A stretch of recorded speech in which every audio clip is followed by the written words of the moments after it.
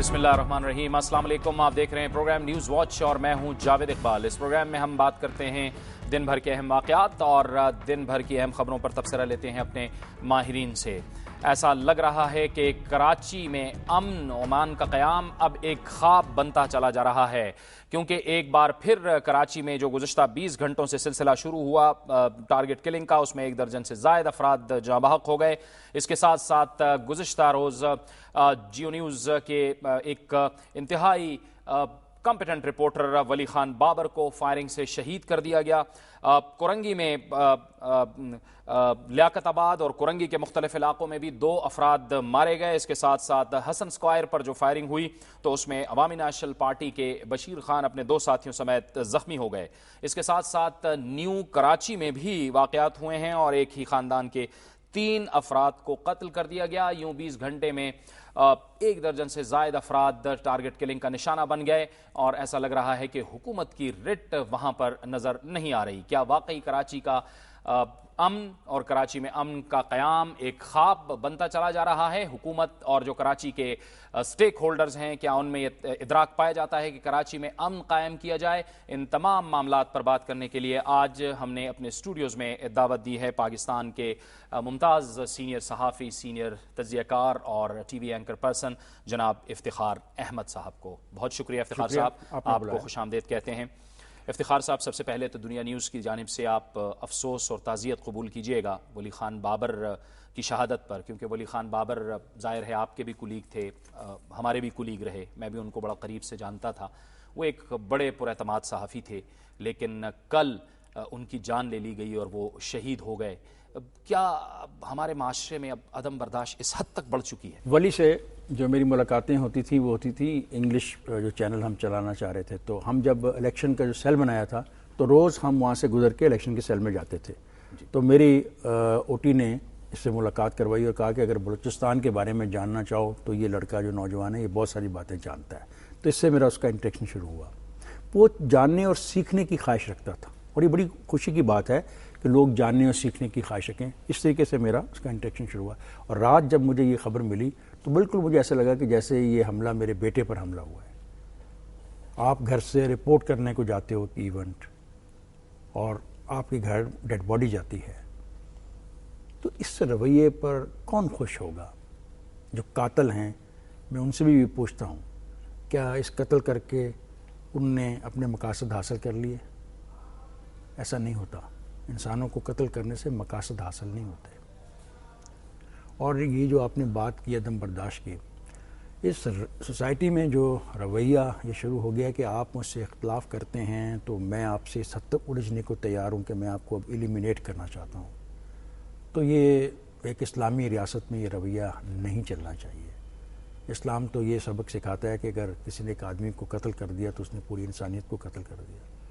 तो मैं समझता हूँ कि ये एक ऐसा नुकसान है जो बहुत अफसोसनाक है।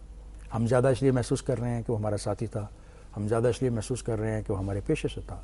लेकिन जिस तरह आपने बताया कि आज और किलिंग्स हुई हैं और हो रही हैं, रोज़ाना हो रही हैं, क्या वो शहर इस काबिल रह गया कि गवर्नेंस को किया जाए या ना किया जाए? ये बुनियादी आपका सवाल है। मैं समझता हूँ कि जो इन्फोर्समेंट एजेंसीज़ हैं, जो कानून का नफाज करने वाले अदारे हैं, वो अपनी कुव्वत खो बैठे हैं। उनकी जो रिट थी गली में, मोहल्ले में, एक इलाके में, वो अब ख़त्म हो गई। ये इसी नुक्ते की तरफ हम आते हैं इफ्तिखार साहब, लेकिन हम यहाँ सवाल ये उठाते हैं कि हम सहाफ़ी करें क्या? फिर हमारी लिमिट्स क्या हैं? हम किस तरह से रिपोर्ट करें? हमने देखा वली खान बाबर गुज़श्ता रोज़ भी रिपोर्ट करते रहे वाक़यात को। हमारी कोई भी चीज़ किसी को बुरी लग जाए और हम पर इस तरह का अज़ाब नाजिल हो जाए और इस तरह का वाक़या हो जाए, हमारी लिमिट्स क्या हैं? हम असाइनमेंट डेस्क को जवाब दें, हम ज़ाहिर है अपने डायरेक्टर को जवाब दें, हम मालिक को जवाब दें, हमारी लिमिट्स क्या हैं? जावेद, लिमिट्स आप भी जानते हो, लिमिट्स मैं भी जानता हूँ। आपने और मैंने इकट्ठे ये टेलीविज़न जर्नलिज्म का सफ़र शुरू किया। मैं समझता हूँ 2002 के मुकाबले में आज क़ुव्वत बर्दाश्त कम होती जा रही है और इसका नुकसान पता क्या होगा? इसका नुकसान ये होगा कि हम सोसाइटी की कोई मदद नहीं कर पाएंगे। हम सोसाइटी की मदद करने के लिए ये रिस्क लेते हैं। जी, اگر میں کسی کی کرپشن کی بات کرتا ہوں، اگر میں کسی محکمے کی نااہلی کی بات کرتا ہوں، اگر میں سسٹم میں کسی خرابی کی نشاندہی کرتا ہوں، تو میرا ان سے کوئی ذاتی اناد نہیں ہے، میرا ان سے کوئی ذاتی جھگڑا نہیں ہے، میں تو ایونٹس کو رپورٹ کر رہا ہوں اور خرابیوں کی نشاندہی کر رہا ہوں۔ اگر یہ لوگ چاہتے ہیں کہ ہم خرابیوں کی نشاندہی نہ کریں تو پھر یہ کیسے معاشرے میں رہیں گے؟ جس معاشرے میں پھر یہ رہنا چاہیں گے اس معاشرے میں تو پھر زیادتی ہوگی، انصاف نہیں ہوگا، ظلم ہوگا، قتل ہوگا، ڈاکہ ہوگا، رازنی ہوگی، چوری ہوگی، کرپشن ہوگی، لوگوں کو اغوا کیا جائے گا، لوگوں کو قتل کیا جائے گا۔ کیا کراچی کے رہنے والا ایسا معاشرہ پسند کرتے ہیں؟ میرا خیال ایسا نہیں ہے۔ تو اب کیا کرنا چاہیے؟ آپ کا سوال ہے کہ ہمیں کیا کرنا چاہیے؟ میں کہتا ہوں کہ عوام کو ہمیں سپورٹ کرنا چاہیے، عوام کو ہمیں سپورٹ کرنا چاہیے۔ ان کو سمجھنا چاہیے کہ ہم کس قسم کی نوکری کر رہے ہیں۔ جس طرح ایک لائن مین بجلی کے لیے کام کرتا ہے، ایک آدمی جو ہے وہ ڈاکیہ ہے، وہ آپ کے گھر خط پہنچاتا ہے، تو اگر خط میں کسی کی موت کی خبر ہے یا خط میں کوئی افسوسناک واقعہ ہے تو اس کا یہ طریقہ کار تو نہیں کہ آپ اس ڈاکیے کو ختم کر دیں یا اس ڈاکیے کو قتل کر دیں۔ تو یہ رجحان چینج ہونا چاہیے۔ اگر یہ رجحان چینج نہیں ہوگا تو کراچی کا جو شہر ہے یہ دوبارہ ویرانے کا شہر ہو جائے گا، پھر تاریکیوں میں کھو جائے گا۔ بڑی مشکل سے یہ شہر تاریکیوں سے نکل کے روشنیوں میں آیا ہے، اور اگر یہ رویے انہوں نے نہ بدلے تو ان کا نقصان ان کو ہوگا۔ ان کے کاروبار بند ہو جائیں گے، ان کے بزنس جب بند ہوں گے تو روزگار کے مسائل پیدا ہوں گے، یہ شہر والے بے روزگار ہو جائیں گے۔ تو نہ صرف یہ کہ ان میں تحمل اور بردباری کو بڑھنا چاہیے، بلکہ ان کو اپنے شہر کے لیے، جس شہر میں وہ بستے ہیں، اس کو بچانے کے لیے بھی اپنے رویوں میں تبدیلی کرنی ہوگی۔ افتخار صاحب، آپ کی یاد میں ظاہر ہے پاکستان کے دوسرے شہروں میں تو صحافیوں کے لیے مشکلات تھیں، لیکن کراچی کے اندر اس طرح کا واقعہ آپ کی یاد میں کچھ اگر آپ دیکھیں ماضی قریب میں یا ماضی بعید میں آپ کو نظر آتا ہے؟ جب جہاں پہ ہم کام کرتے ہیں اس آرگنائزیشن میں سب ہی زبان بولنے والے اور سب ہی مکتبہ فکر کے لوگ کام کرتے ہیں، اور ہمارا وہاں پہ جو ماحول ہے ود ان دی آرگنائزیشن، آپ بھی اس کا حصہ رہے ہو، بالکل ایک فیملی کی طرح کا ہے۔ اب شہر میں جو ہو رہا ہے، جیسا میں نے آپ سے کہا کہ میں حیران ہوں کہ اگر یہ شہر میں ہوگا تو شہر چلے گا نہیں۔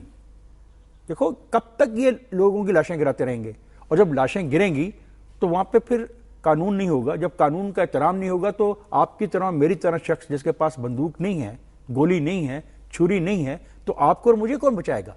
تو کراچی میں رہنے والے جو کروڑوں انسان ہیں وہ تو آپ کی طرح میری طرح ہیں، نہ ان کے پاس ہتھیار ہیں، نہ ان کے پاس اپنے بچت کے لیے کوئی چیزیں ہیں۔ یہ نقصان ان کا بھی ہوگا۔ تو میں سمجھتا ہوں یہ جو خاموش رہنے کا ہمارا رویہ بن گیا ہے کہ ہم ہر افسوسناک چیز پہ خاموش رہتے ہیں، اب وقت آ گیا ہے کہ ہم اپنی خاموشی کو توڑیں، اس کا اظہار کریں اپنی زبان سے کہ بھائی بس کرو، اس شہر کو زندہ رہنے دو۔ اس شہر میں اگر خوشیاں واپس آ گئی ہیں، اگر شہر کی روشنیاں واپس آ گئی ہیں، اگر اس کا ساحل آباد ہو گیا ہے، اگر رات کو لوگ کھانے کے لیے نکل رہے ہیں تو اس کو ایسے ہی رہنے دو۔ افتخار صاحب، کراچی میں امن کا قیام کیوں دیوانے کا خواب بن گیا ہے؟ کیا ہم نے کوئی ایسی انہونی چیز مانگ لی ہے جو وہاں پہ ناممکن ہے؟ اور اس صورتحال کے مقاصد کیا ہو سکتے ہیں اس حد تک کراچی کے حالات کو خراب کرنے کے؟ جاوید، اس دیوانگی کا مجھے تو سمجھ نہیں آ رہی کیا انجام ہے۔ دیکھو مرنے والے وہیں کے ہیں، اور اگر وہاں پہ کوئی قوت کا مظاہرہ کرنا چاہ رہے ہیں لوگ آپس میں باہمی طور پہ، تو اس کا انجام بھی نقصان ہوگا۔ اس شہر میں رہنے والے مختلف زبانیں بولنے والے اگر اپنی قوت کا مظاہرہ کرنے کے لیے کر رہے ہیں تو یہ بات یقینی ہے کسی ایک کے پاس تو شہر نہیں جائے گا۔ ٹھیک، شہر کی جو اس وقت تقسیم ہے یہ ایسی ہی رہے گی۔ تو یہ ایک نقصان دہ عمل کا دوبارہ سے آغاز ہو رہا ہے۔ اگر کچھ جگہ آپ پولیٹیکل پوزیشن بنانا چاہتے ہو تو پولیٹیکل پوزیشن بھی اگر 1970 سے لے کے اب تک دیکھ لو تو پاکستان پیپلز پارٹی کے پاس 2 نشستیں ہیں، اور اے این پی نے استعفیٰ کے انتخابات میں 2 صوبائی نشستیں حاصل کی ہیں۔ ایم کیو ایم جب سے انتخابات ہو رہے ہیں اس کا جو پرفارمنس اگر آپ دیکھیں تو وہ اپنی سیٹوں کو مینیج کرنے میں کافی حد تک کامیاب ہو رہی ہے۔ ان کا ووٹ کم ہوا تھا، اگر آپ 2008 میں دیکھیں تو ان کا ووٹ کم ہوا ہے، لیکن ہسٹوریکلی یہی حقیقت ہے کہ اس شہر کو یہ کہا جاتا ہے کہ سیاسی طور پہ اگر ہم عددی تعداد سے دیکھیں صوبائی اسمبلی کے اندر اور قومی اسمبلی میں تو وہ شہر ایم کیو ایم کے پاس ہے۔ اگر تو یہ نظریات کی جنگ ہے، یہ نظریات کی خاطر لڑ رہے ہیں، تو پھر افراد کا قتل میری سمجھ میں نہیں آتا، کیونکہ نظریات کی جنگ لڑی جاتی ہے جلسہ گاؤں میں، تقاریر کے ذریعے، پبلک ریلیز کے ذریعے، ہینڈ بل کے ذریعے، پوسٹر کے ذریعے، دیواروں پہ وال چاکنگ کر کے، اور وہ بھی سیاسی باتیں کر کے اپنے نظریے کے پرچار کے لیے۔ اب اگر کسی کے علاقے میں کسی کو مار دیا گیا تو یہ اس لیے بھی افسوسناک ہوگا کہ پھر شہر میں وہی ہو جائے گا کہ نو گو ایریاز بن جائیں گے۔ وہ نو گو ایریاز بنیں گے تو پھر سب کے لیے بنیں گے، ایسا نہیں ہوگا کہ ایک خاص زبان بولنے والوں کے لیے سارا شہر کھلا رہے گا اور دوسری زبان بولنے والوں کے لیے شہر میں نو گو ایریا ہو جائے، ایسا نہیں ہوگا۔ اگر نو گو ایریاز بنیں گے تو وہ سب کے لیے بنیں گے۔ اور جیسا میں نے پہلے کہا کہ کراچی ایک دل ہے، پمپ کرتا ہے بلڈ، اور وہ کیا پمپ کرتا ہے؟